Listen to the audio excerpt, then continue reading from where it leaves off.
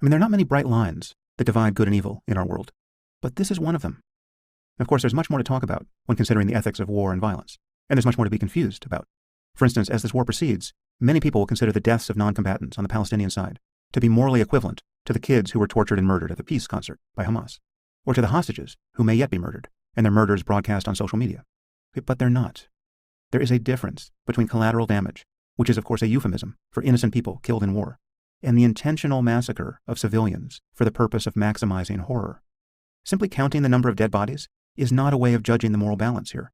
Intentions matter. It matters what kind of world people are attempting to build.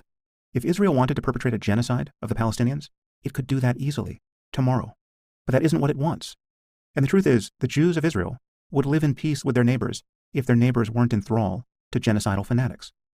In the West, we have advanced to the point where the killing of non-combatants, however unavoidable it becomes once wars start, is inadvertent and unwanted and regrettable and even scandalous.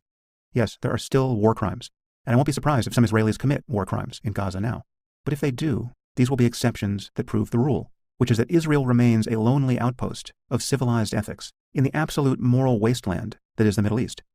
To deny that the government of Israel, with all of its flaws, is better than Hamas, to deny that Israeli culture, with all of its flaws, is better than the Palestinian culture in its attitude toward violence, is to deny that moral progress itself is possible.